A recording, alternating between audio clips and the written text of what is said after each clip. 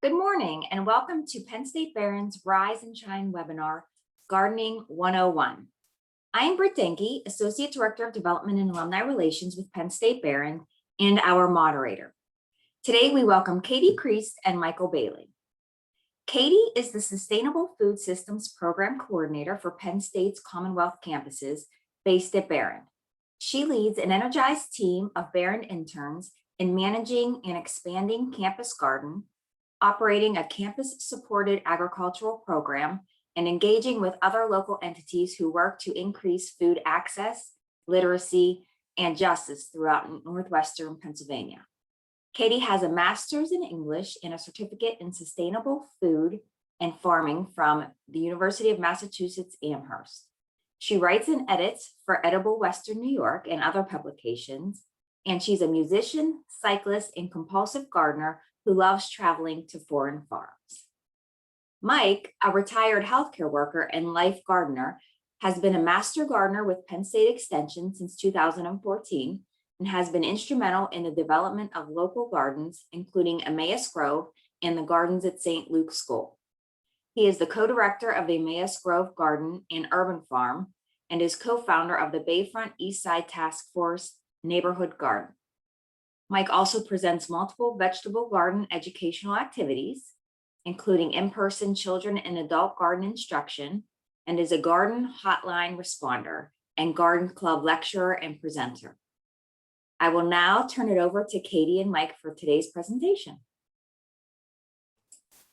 Thank you, Britt, and thank you to everyone for joining us, and thank you for everyone for organizing this. It's a pleasure to be here with you all. And I will save plenty of time for Mike, who's going to talk about some of the real important work that we're in the midst of right now, getting our gardens ready for the spring. I'm going to tell you more about what we have going on at Behrend and also what we have as an extension going on throughout the Erie community.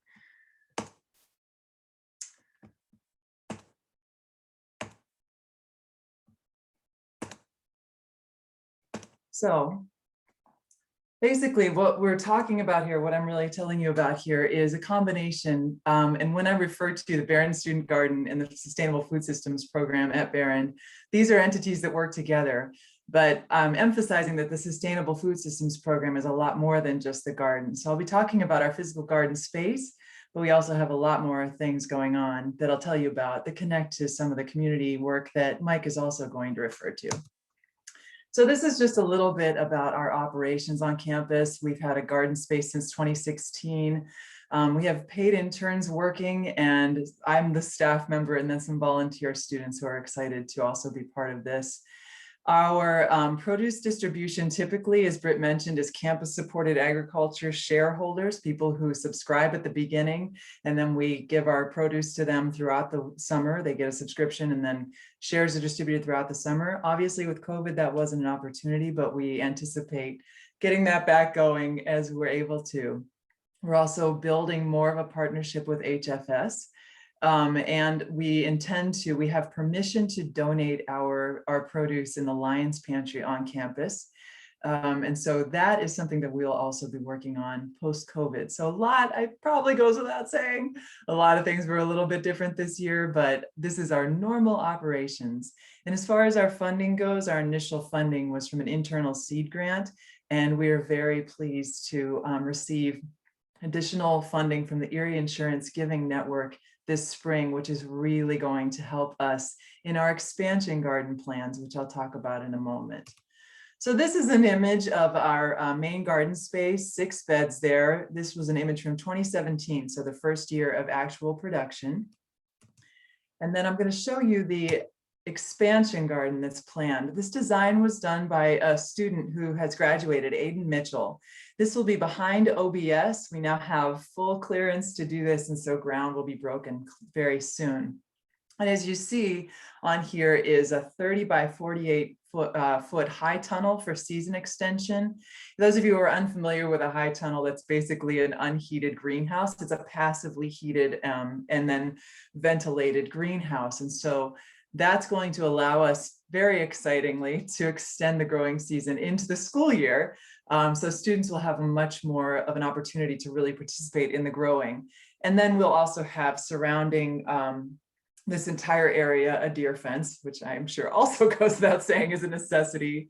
And then we'll have experiences for students to really come and engage and just walk in and be welcome here. There will be a lot of in-ground growing as well, and demonstrations of composting and demonstrations of using rain barrels and things. So we're really, really excited to get going with this, and grateful for Erie Insurance's contribution that's helping us galvanize that. And also extremely grateful for the whole community and the research office, who's been really wonderfully supportive as well.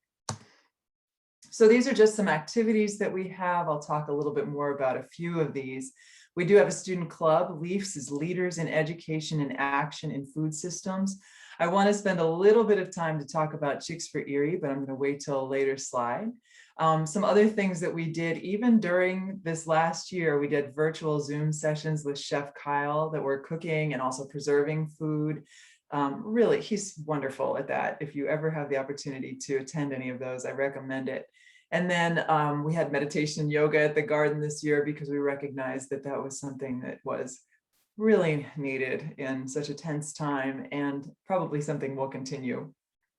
So we also have classes and research across disciplines, and this is something we're looking to develop a great deal.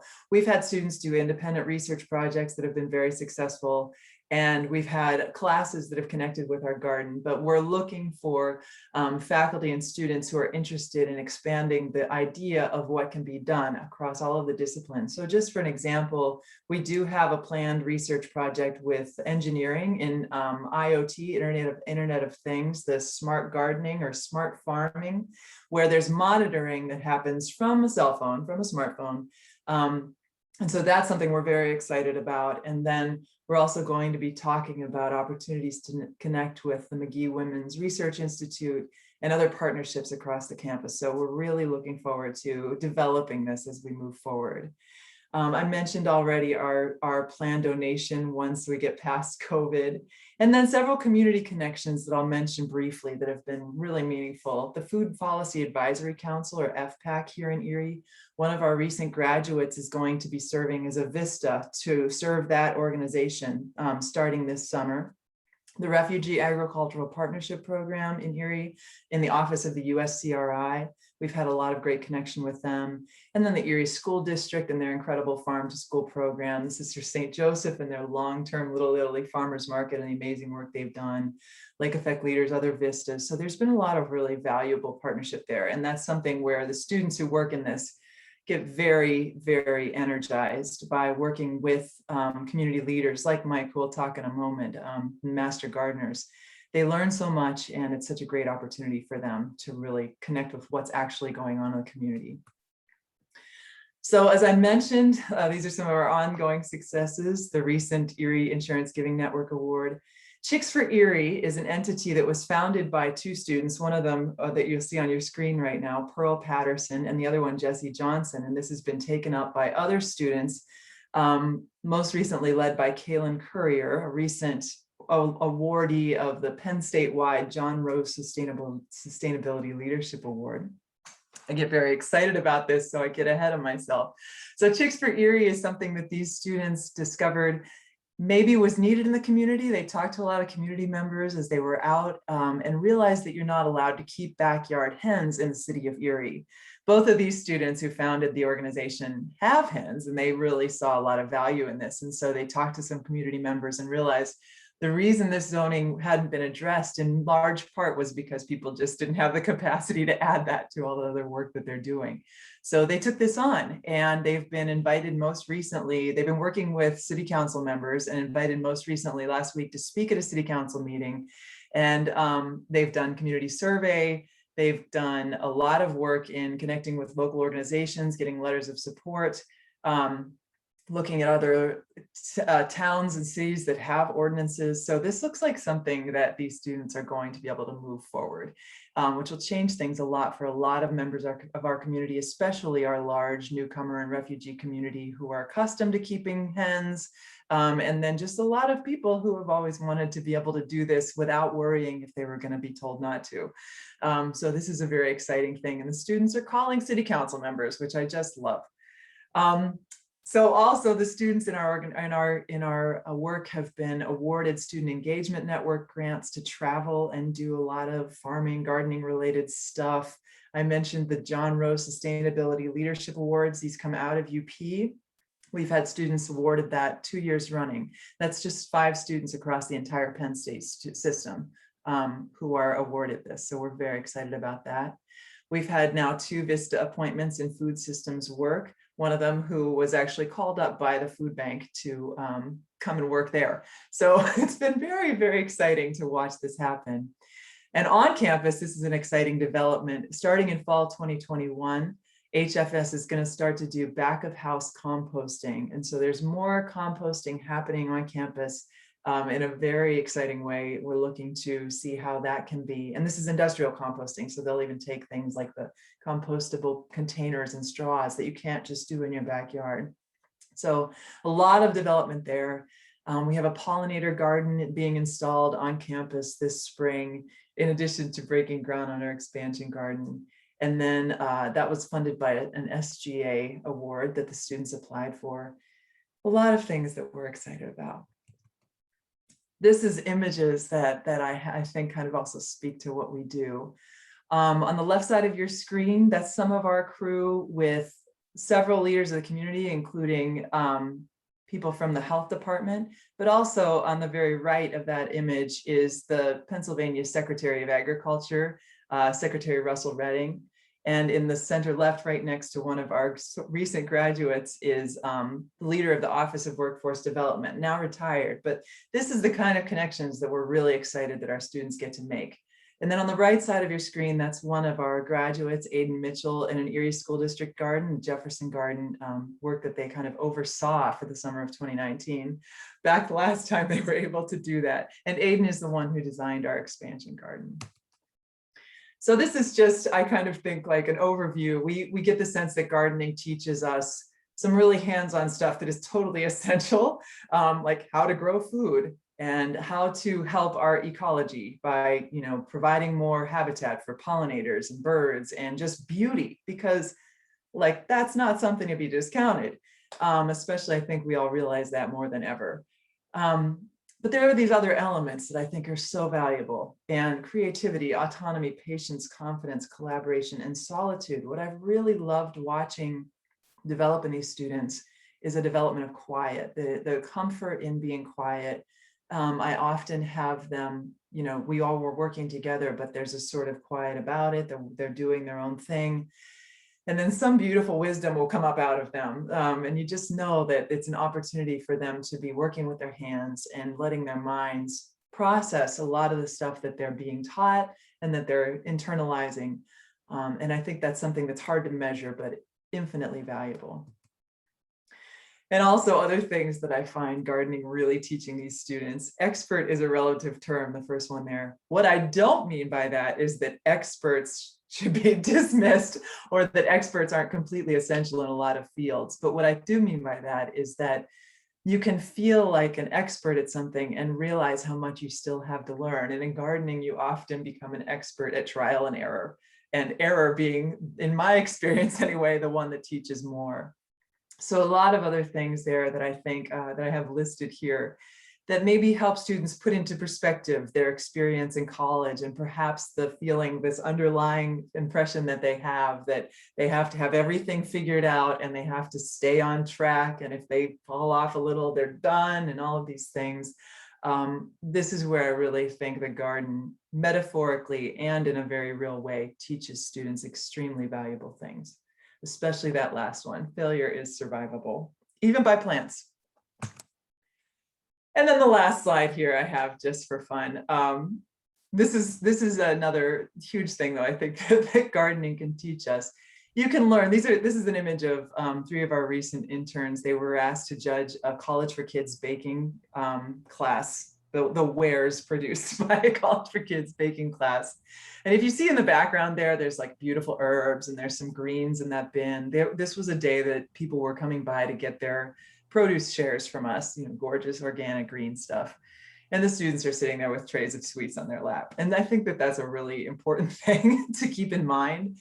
that there's a sort of sensory just joy that comes from gardening, and these students are completely enjoying food. And that's another thing that I think a lot of people in the realm of, you know, all of these wellness messages and all of this imperative about the way a body needs to look and the way your mental health needs to be and all of these things, it's really good and okay to just enjoy food and being around each other, and you know, to keep perspective about things. And I really feel that that's another one of those things that our program gets to give students. And so I really am excited to continue it, and I want to thank everyone again for listening. And I'm going to turn it over now. I'll leave my contact info here. I'm going to turn it over now to Mike, though, who's going to give you some more hands-on stuff. Hopefully for those of you who are gardeners. I know I'm going to learn stuff in this, so stay tuned. Well, Katie, that's wonderful. Okay, and I agree with so many of the points that you've made there. My approach here today is going to be a little bit different, but I'd like to start with thanking everybody for asking me to do something like this, because yes, gardening is my passion, and maybe by the end of the next 10 or 15 minutes, you'll understand, you know, that yes, maybe he's a little crazy about gardening. All right, so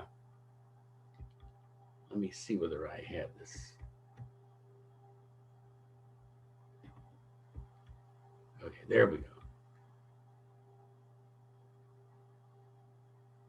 Okay. They asked me to give you some gardening tips, okay, in 10 or 15 minutes, okay? And when you talk to a gardener, you know that that's not even possible. So I try to narrow it down to about 10 different gardening tips. And I try to do this in, okay, that 10, 12, 15-minute period of time. So this isn't going to give you necessarily a lot of answers, okay? I'll give you some answers, but I want you to think about some things, you know, in your approach to gardening. So this is where I spend a lot of my time. That's a picture of the Emmaus Grove, you know, where I am the co-director, as is, along with Ellen DePlacido, one of the other master gardeners, and we have a number of different volunteers. And the produce that is raised within that garden goes to the soup kitchen, okay?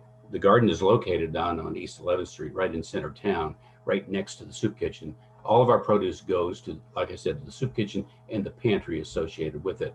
And we have had years where we've generated over 3,000 pounds of produce, all weighed, okay, out of that garden to that kitchen and pantry. So it's been a wonderful experience. We have a great group of volunteers helping us there. But before you dig, okay, and before you plant, okay, you got to think about some things, okay? Number one, okay, how much sunshine do you have? Here we are, rise and shine, and I'm talking about sunshine. You know, sunshine is so very, very important to a garden.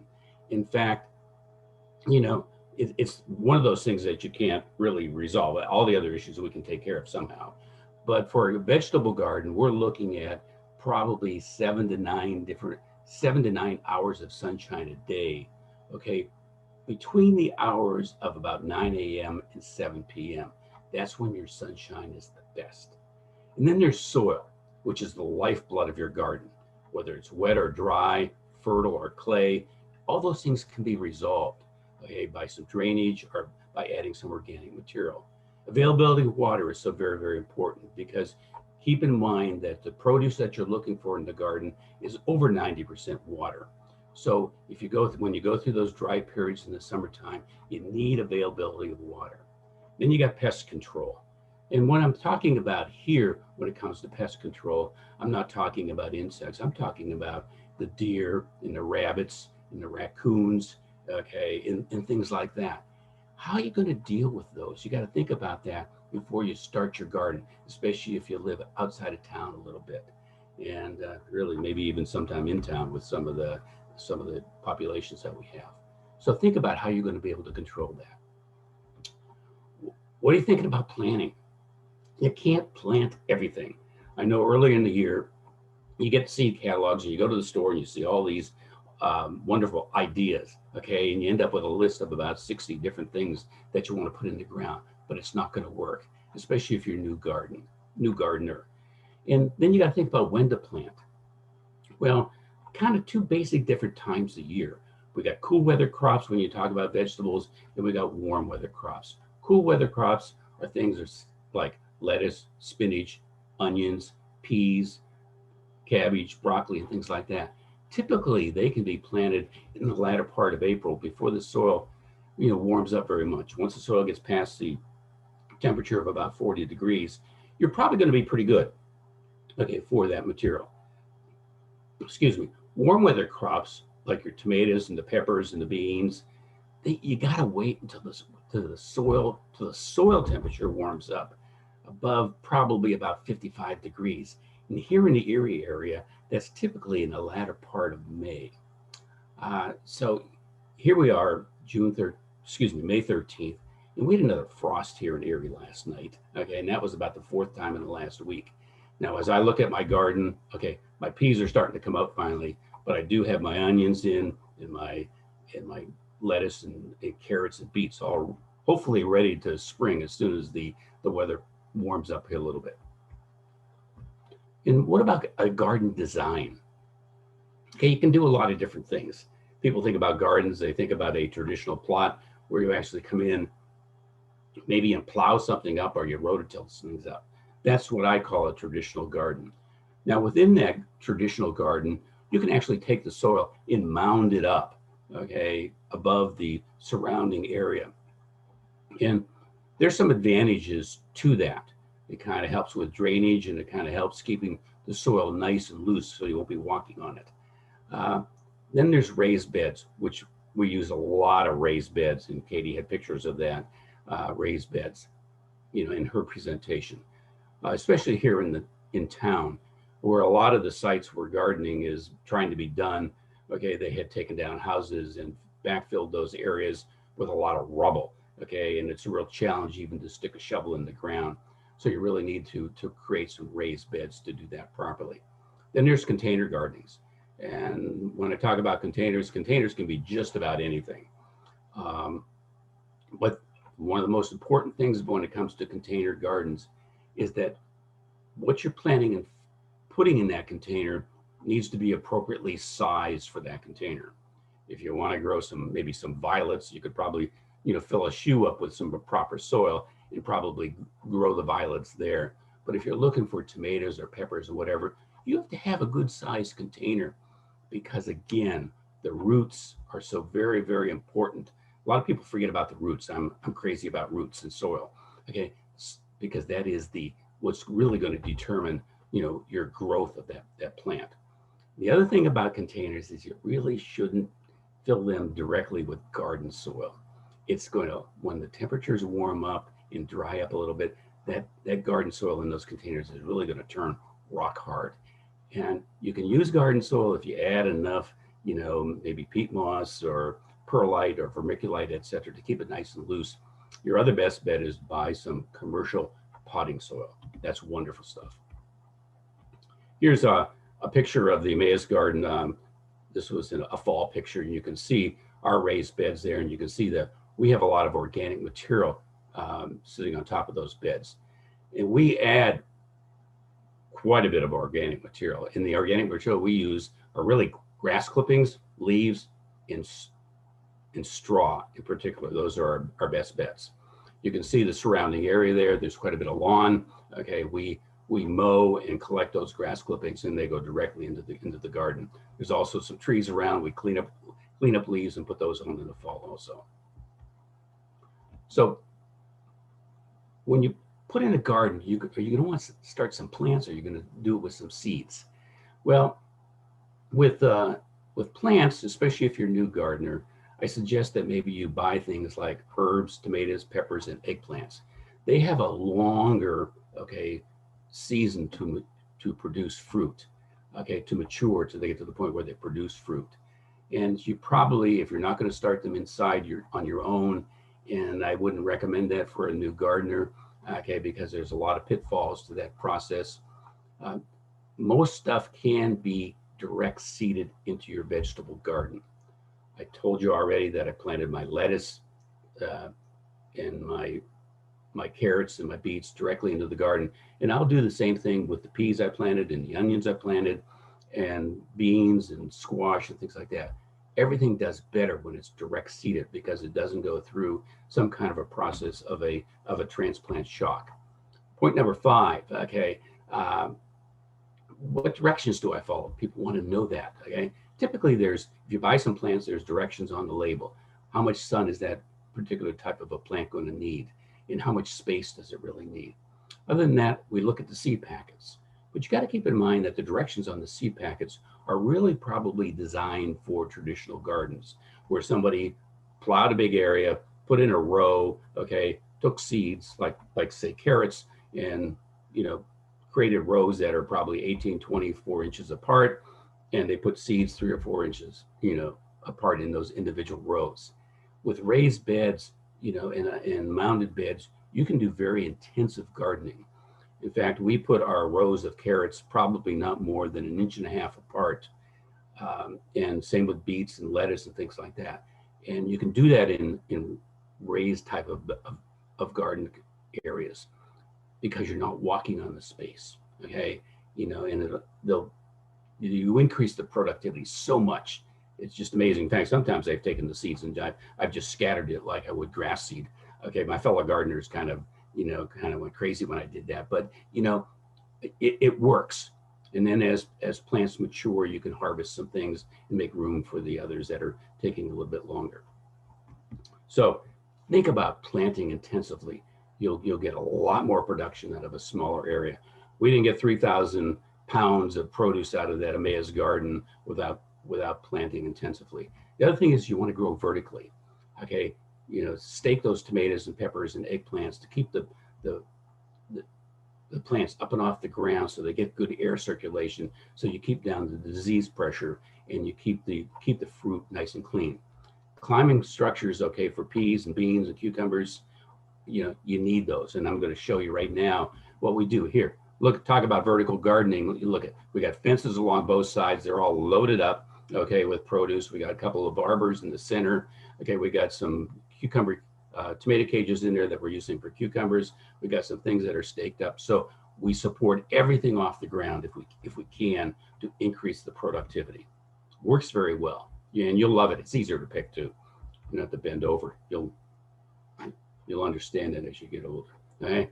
And what about weed control? We use a lot of mulch under our tomatoes, peppers, and eggplants.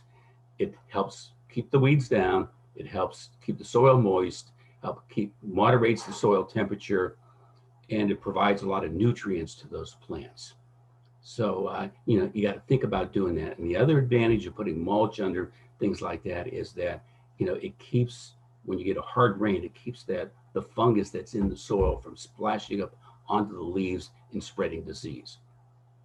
Intensive plantings, okay, once they start growing, they grow so close together, they actually block out the sun so that the weed seeds that are in the soil don't have an opportunity to germinate. We do very little weeding at Emmaus. That's one of our goals. We don't like to weed. We want to keep, gardening easy. And that's one of our mantras. Okay, gardening is not difficult. Please don't make it difficult. So, and then as far as weed control, other weed control, you'll see that in the middle of June, the latter part of June, you'll have an explosion of some of that growth, some of those germinating weed seeds in the soil. You got to tackle it ASAP. You can do it with a hand cultivator. You don't need to pull them all out and make the soil pristine. I joke with some of the individuals that help us in the garden. They actually go through and dust and vacuum almost. Okay, I go, no, we don't have to be that precise. Take it easy. Watering. Don't water from overhead. You need to keep the leaves dry. The biggest problem that we have in a garden are fungal infections. And funguses, as you know, grow best, okay, when you have a moist environment.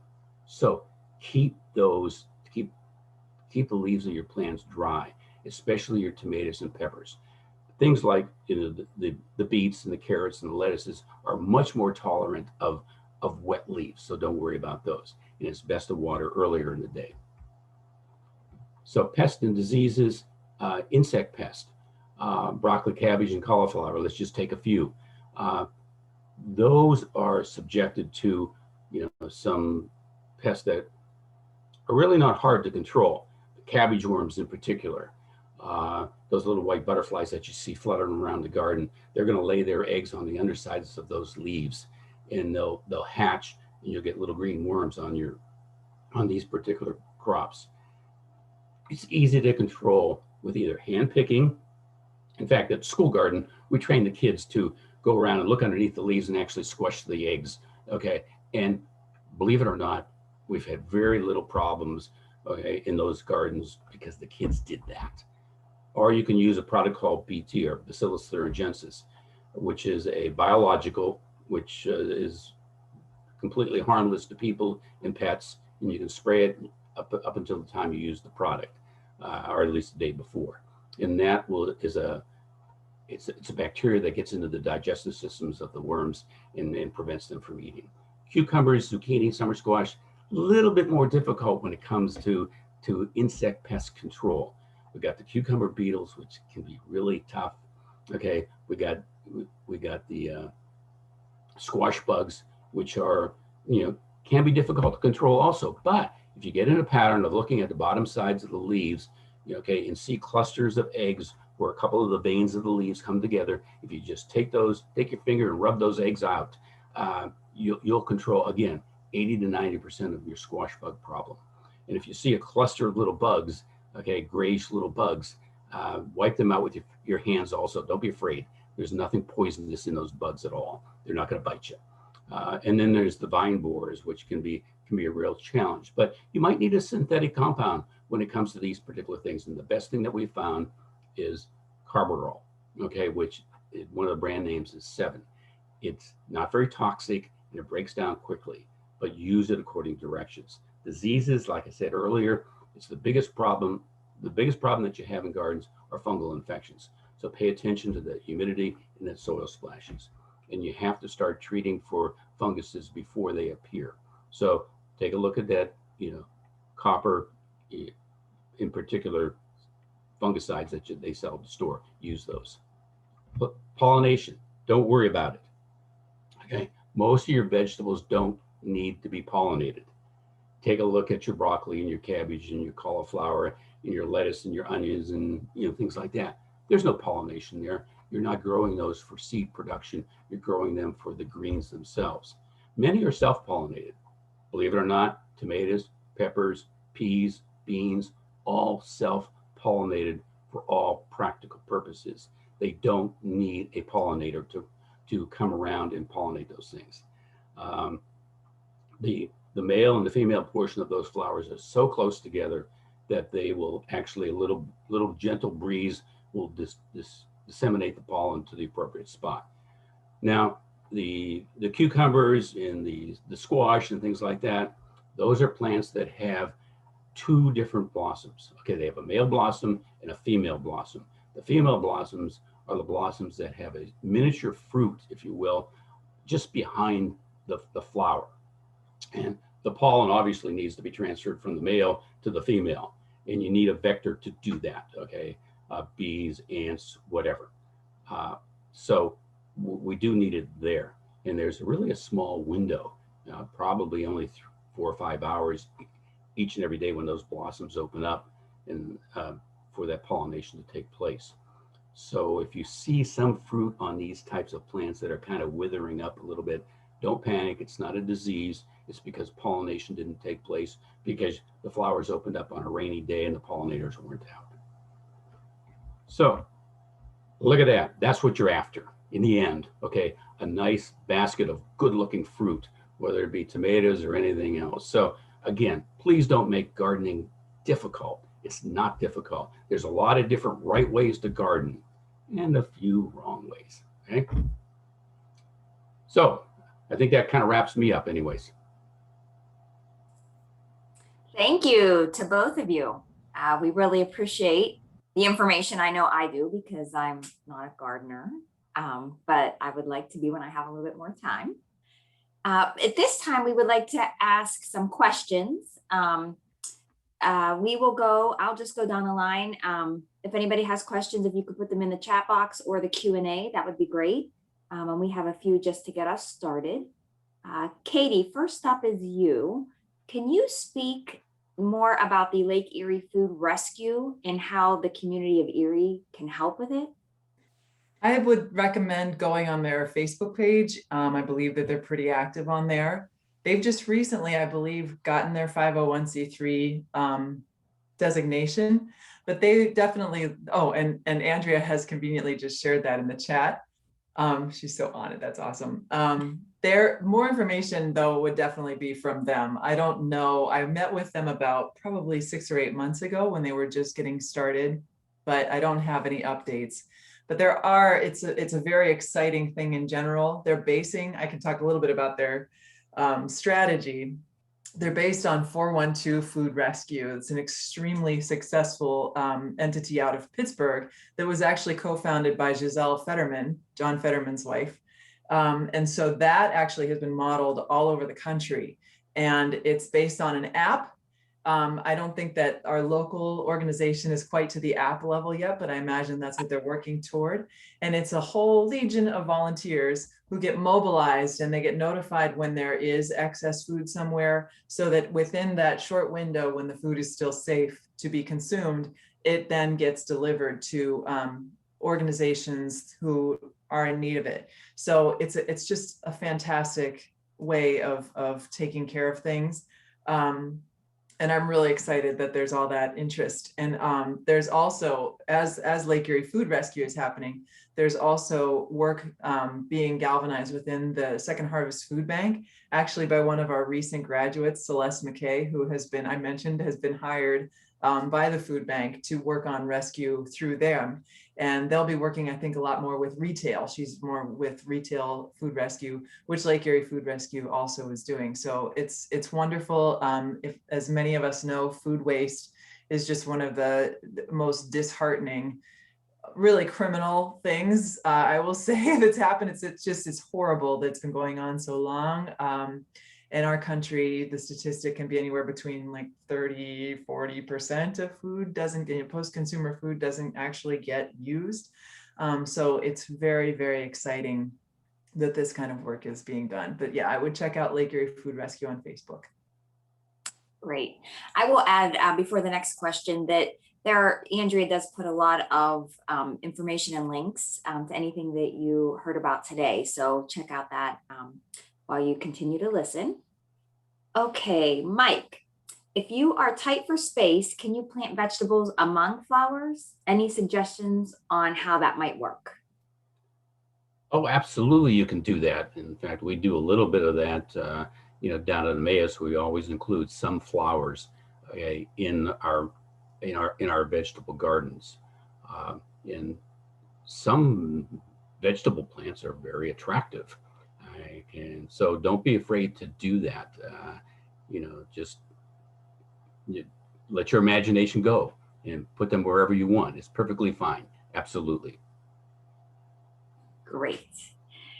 Katie, with the expansion of the garden and looking into the future, what is your desired number of student interns and student volunteers? All of them. Oh, as many as you can get. Yes, I'll be completely frank here. A lot of it depends on the funding that we're able to achieve. And so funding, it's, another thing that goes without saying, funding is always something that we are needing to secure. And that's one of our big pushes this year as we design a program that we can really make a case for that will best serve the campus and the community. And so that's why there's some of these new partnerships that I mentioned that we're talking about, we're very encouraged by. Ideally, it would be great to have half a dozen even interns, because they could be working in the community specifically. They could be working in communication about this. They could be working more in making the connections on the campus. And then they could also be doing the hands-on work. Everything that we do is limited by the number of hands doing it. But we also are really, we're really wanting to make sure that those interns are being paid. And so while we have been able to kind of beg, steal, and borrow some funding to allow a couple of interns to be paid this year. We're primarily relying on volunteers, and the funding that we got from Erie Insurance recently is helping us a lot with our infrastructure to allow us to focus on getting that in place. And so our hope is to get as many students involved on club levels and on class levels and research levels, all of that as we can. But as far as actual paid interns, I would think like 5 or 6 would just be beautiful. Great. Okay. This is probably for Mike. I've had a lot of trouble with squash plants pollinating. Is it possible to do anything manually to help with pollination? You know, that's an interesting question. And, you know, we get addressed by that every once in a while. Okay, I get to ask that question. Yeah, and I don't know why people think that or whatever. You got to keep in mind that as a plant gets to maturity, as one of these squash plants get to maturity, what they're going to do initially, they're going to send out a flush of male blossoms, is that's to get the bees and other pollinators in practice of coming to that particular plant. Then about 10 days later, they'll start to put out some female blossoms. Nature doesn't like to waste its energy, okay? And it's then with the bees now, the pollinators used to coming to that plant, they will pollinate those female flowers. I suppose what you could do, you could always plant some flowers, give them a little bit more color some way, okay, to bring in those pollinators. And I guess in reality, I think I want to know whether there's a different type of a problem that you might have. Are you giving these plants too much fertilizer? Okay, and are you cutting down on the creation of the female blossoms? Because if you over fertilize things, that can happen. So I guess if that particular individual would like to discuss the problem a little bit more, they can always call the garden hotline, which is 814-825-0900, and ask for me, and I'd be happy to discuss that with them. Great. Alexis would like to know which plants are compatible when container gardening. Would you like me to address that? Obviously. Yes. Okay. Just about anything is compatible. It's whatever you would like, okay, to have in those containers, whatever combination of things you would have. Are there any vegetable and or flower plants that are not compatible? I think not. No. Do whatever you'd like. Let your imagination go. Perfect. Any other questions at this point? No. Okay. Well, I would like to thank Mike and Katie and everybody who participated today. We hope you found it informative. If you would like to support this effort or any other initiative on campus, please feel free to reach out to me to discuss. My contact information has been added to the chat. We are currently working on the schedule for next season's Rise and Shine. This was our last for the academic year. So we have some great topics lined up and planned, and we will communicate them once they are all finalized. We thank you so much for participating and joining us today, and we hope you have a great day. Take care.